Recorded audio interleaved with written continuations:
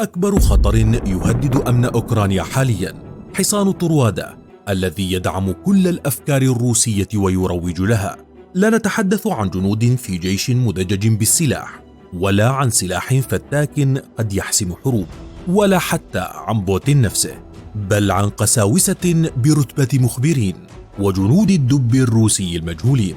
نسرد لكم في هذا الفيديو تاريخ المسيحية في أوكرانيا وروسيا، وكيف اندلعت حرب الكنائس بين البلدين، ولماذا تحول القساوسة إلى مخبرين وخطر يهدد أوكرانيا.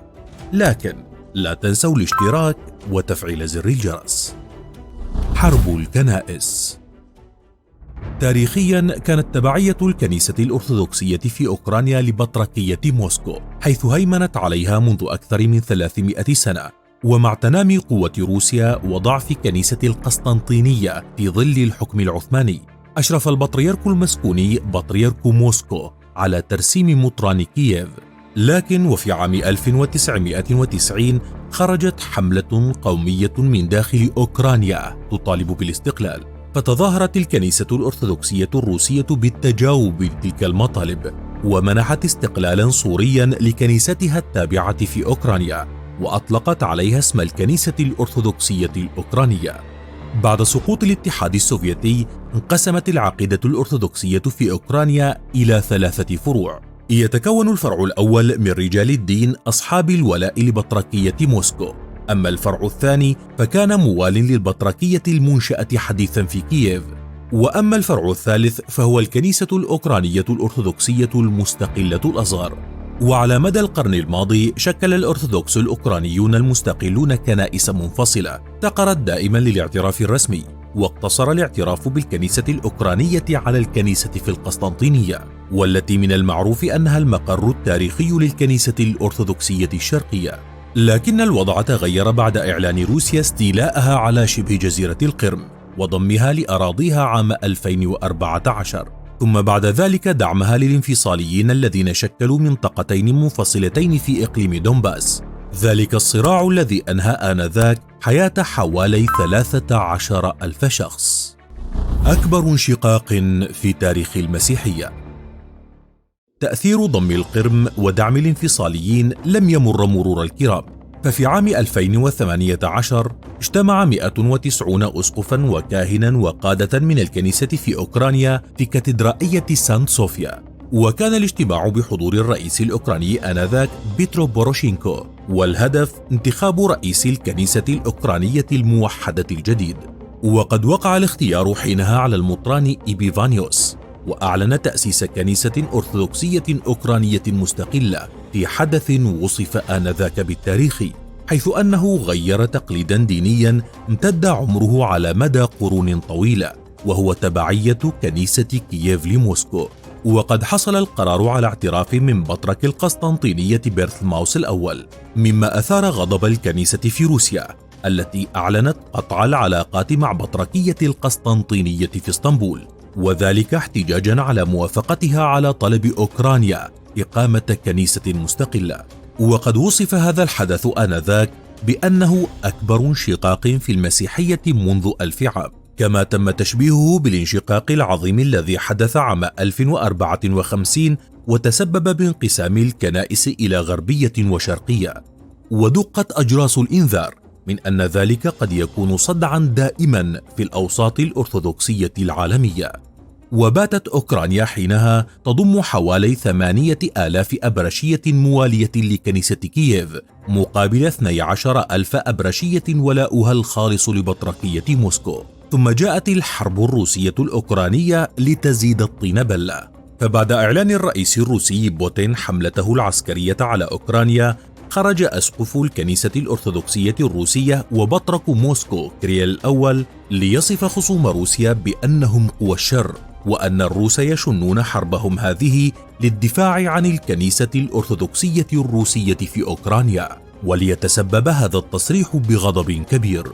وبينما وقع مئات الكهنة في أوكرانيا رسالة مفتوحة وجهوها إلى المحاكم للمطالبة بمحاكمة دينية للبطرك كيريل بتهمة تأييده للحرب، إلا أن مئات آخرين احتفظوا بولائهم لموسكو سرا أو علنا.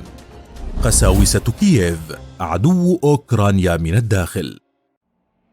الكنيسة الأوكرانية الأرثوذكسية الموالية لموسكو كانت وما تزال بمثابة قوة روحية مهيمنة على أوكرانيا طيلة قرون، ومع اندلاع الحرب الروسية الأوكرانية أصبحت موضع شك بشكل كبير، وذلك بسبب تبعيتها الروحانية المعروفة لقيادة البطركية الروسية بدلا من الأوكرانية، حتى أن قساوسة كييف باتوا يوصفون بأنهم خطر يهدد أوكرانيا من الداخل. وبينما كان المسؤولون الأوكران يحاولون دائما التودد إلى الكنيسة، باتوا اليوم يشكون بولاء قساوستها، حيث إنهم يتحدثون عن ولاء كبير لروسيا، وبعض من هؤلاء القساوسة تعاون مع موسكو، بل ذهب بعض الأوكرانيين إلى أبعد من ذلك، إذ باتوا يحذرون من أن الكنيسة الأوكرانية عموما باتت تشبه حصان طروادة بالنسبة للأفكار المؤيدة لروسيا، حتى أن أحد المسؤولين الأوكرانيين صرح قائلا: عندما يأتي الحديث عن الكنيسة الأوكرانية الأرثوذكسية فنحن لا نتحدث عن الله أو الإيمان أو التطور الروحاني، بل نتحدث فقط عن أكبر خطر يهدد أمننا القومي. وبما أن الدين هو أفيون الشعوب بحسب العبارة المشهورة للفيلسوف الألماني كارل ماركس، فإن الحرب الروسية الأوكرانية شبهها بعض رجال الدين بقتل قابيل لأخيه هابيل.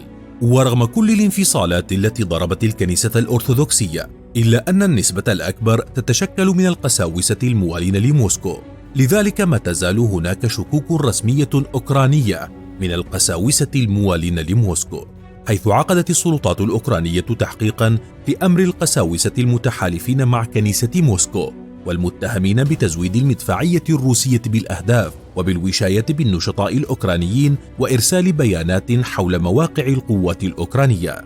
ورغم أن الكنيسة الروسية فقدت العديد من أعضائها أمام الكنيسة الأوكرانية الموحدة الجديدة، إلا أنها ما تزال ثاني أكبر طائفة في البلاد، حيث قال استطلاع للرأي أن 58% يوالون بطركية موسكو. في إحدى القضايا تم القبض على قس داخل أحد الحقول بضواحي كييف بعد إسقاط مروحية روسية بالمكان، وذلك يوم 24 من فبراير عام 2022، اليوم الأول للحرب الأوكرانية الروسية.